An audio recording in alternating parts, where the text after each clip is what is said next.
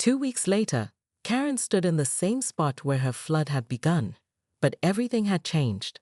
Her yard was immaculate. Jim's crew had not only fixed her plumbing disaster, but had installed the most sophisticated pool system in the neighborhood. The irony wasn't lost on her. Her biggest mistake had resulted in her best outcome. The emergency board meeting had gone as expected. Margaret Ellis was now HOA president, and Karen had been relegated to communications director, a fancy title for the person who sent out monthly newsletters and managed the Facebook page. Karen called Mrs. Chen from across the street. "Could you help me with something?" Karen looked up, surprised. Mrs. Chen hadn't spoken to her since the flood, and Karen had assumed their relationship was permanently damaged along with the roses. "I'm installing a new sprinkler system," Mrs. Chen continued, walking over with a sheepish smile. "I was going to hire someone, but I thought, maybe you'd learn something about plumbing?" Karen stared at her neighbor, then burst out laughing. "Mrs. Chen, I am definitely not the person to ask about DIY plumbing. But you did learn, didn't you? Jim told my husband you asked excellent questions during the repair, said you really understood the system by the end." It was true. Karen had spent hours watching Jim's crew, asking questions, taking notes. She'd learned more about residential plumbing in 2 weeks than in 53 years of life. But more importantly, she'd learned something else: the difference between knowing rules and understanding systems. "I learned that YouTube University has its limitations," Karen admitted. "But I also learned that making mistakes doesn't automatically make you incompetent." Mrs. Chen nodded thoughtfully. "You know, I was angry about my roses. But then I realized, I've been growing the same varieties for 20 years.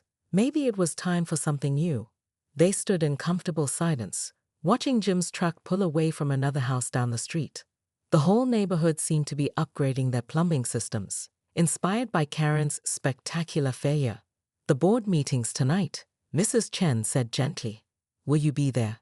"I'm not sure I'm welcome," Karen replied. "You're always welcome, Karen.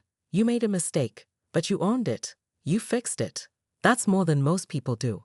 That evening, Karen sat in the back row of the community center, watching Margaret struggle through her first official board meeting. 3 homeowners had complaints about unauthorized fence modifications. One couple was fighting over a shared driveway, and the Hendersons were demanding action against their neighbor's aggressively pink front door. "This is exactly the kind of thing Karen used to handle," whispered Tom Bradley to Margaret during a break. Karen felt a familiar urge to stand up, to take control, to solve everyone's problems with swift executive decisions. But she remained seated, observing rather than commanding. After the meeting, Margaret approached her. "This president thing is harder than it looks," she admitted. "I could use some advice." "My advice?" Karen smiled. "Hire professionals when you're out of your depth. And remember, sometimes the best way to lead is to admit when you don't know something." As Karen walked home, she noticed something new in her neighbors' faces. Not the mixture of fear and respect she'd grown accustomed to, but something warmer. Recognition, maybe. Or perhaps it was just the shared understanding that everyone was capable of spectacular failure. Her phone buzzed with a text from an unknown number. "Hi Karen, this is Jim. I'm starting a weekend workshop for homeowners who want to learn basic plumbing and electrical work. Interested?" Karen looked at her perfect new pool, gleaming under the porch lights, then typed back, "Absolutely. But I'm bringing my neighbors."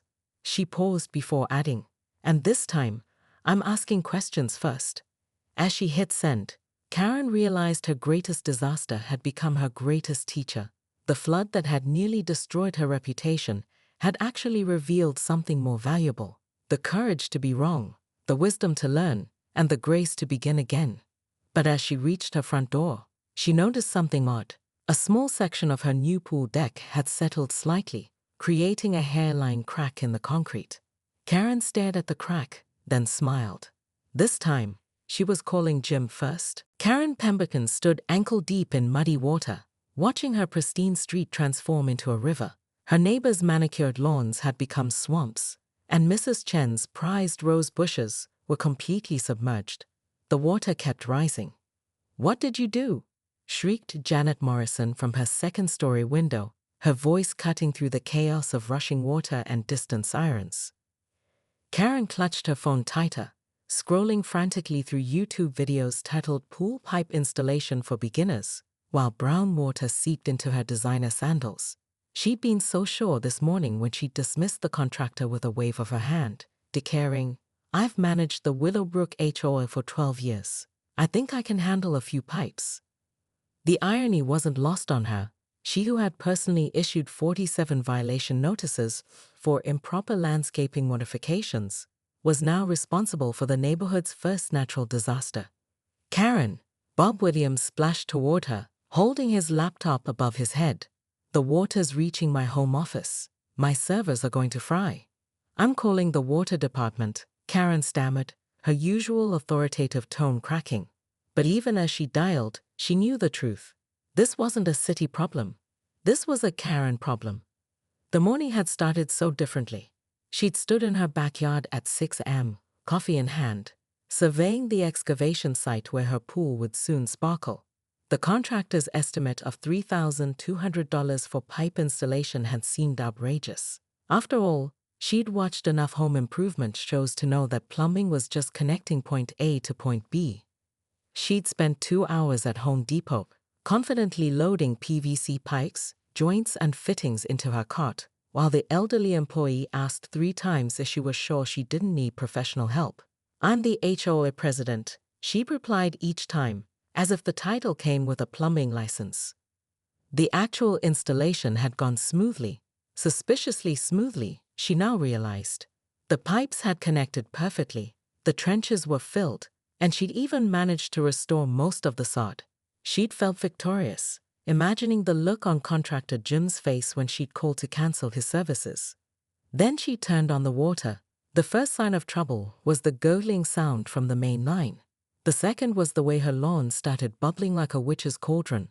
By the time she'd reached for the shoot-off valve, Maple Street had begun its transformation into Maple River.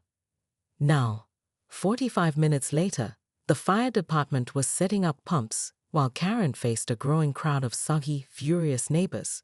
Her phone buzzed with text messages from the emergency HOA group chat, most containing words she'd never seen typed by her mild-mannered neighbors. "Karen," said Jim the contractor, appearing beside her like a plumbing ghost, "I got your cancellation message. Decided to drive by and see how you made out." Karen looked at him, then at the flooded street, then back at him. "I think I might need your help after all." 3 hours later, Karen sat in her kitchen, staring at Jim's damage assessment through the window. Her yard looked like an archaeological dig site, trenches crisscrossing the lawn, pipes jutting up at odd angles, and a small lake where her future pool deck was supposed to be. "The good news," Jim had explained while pointing at various disaster zones, "is that your pipes are quality grade. The bad news is you connected them to the main water line instead of the pool intake valve." Karen had nodded as if she understood the difference, but internally she was calculating the cost of her mistake, not just in dollars, though the estimate of $8,500 in repairs and city fines was staggering, but in something far more valuable: her reputation. Her phone had been ringing nonstop. The mayor's office wanted a statement. The local news station was asking for an interview. Someone had already posted a video on the neighborhood Facebook page titled "HOA Karen's Pool Party Gone Wrong" that had garnered 847 views in 2 hours. But it was the knock on her door that made her stomach drop. "Karen," called Margaret Ellis, her voice carrying the particular tone reserved for HOA emergency meetings. Behind her stood the entire 5-person board, looking like a tribunal of suburban justice. Karen opened the door, straightening her shoulders. "I suppose you're here about the incident." "Incident?" Margaret's eyebrows shot up. "Karen, you flooded half the neighborhood because you were too proud to hire a professional." "I made a mistake," Karen admitted, the words tasting bitter. "But I'm fixing it." "You're fixing it?" scoffed board member Tom Bradley. "My basement has 3 inches of water. The Patel's new hardwood floors are ruined. Mrs. Chen's roses, the ones she's been growing for 20 years, are dead." Each accusation hit Karen like a physical blow. She'd spent over a decade enforcing rules, mediating disputes, and maintaining order. She was the keeper of property values, the guardian of neighborhood standards, and now she was the destroyer of both.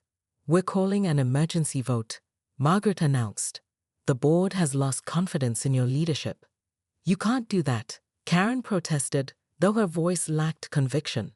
"I've been president for 12 years. I know every bylaw, every regulation, including the one about unauthorized modifications to property that affect neighborhood infrastructure." Tom interrupted, "Because that's exactly what you violated." Karen felt something crack inside her chest. These weren't just neighbors anymore. They were adversaries, armed with her own weapons, rules, regulations, and righteous indignation. "I'll pay for the damages," she said quietly. "This isn't about money anymore, Karen," Margaret replied. "This is about judgment, about trust, about recognizing when you're in over your head." After they left, Karen sat alone in her kitchen, watching Jim's crew work through the window. The irony was suffocating. She who had built her authority on preventing exactly this kind of neighborhood chaos had become its primary cause. Her phone buzzed with a text from her daughter in Portland. "Mom, saw the news article. Are you okay?" Karen stared at the message, realizing that her pool pipe disaster had somehow made it beyond Willowbrook's borders. She was becoming famous for all the wrong reasons. But as she watched Jim patiently explaining the proper pipe configuration to his assistant, something unexpected stirred in her chest. For the first time in 12 years, she wasn't the one in charge. She wasn't the expert. She was just another homeowner who'd made a costly mistake. And surprisingly, it felt almost liberating.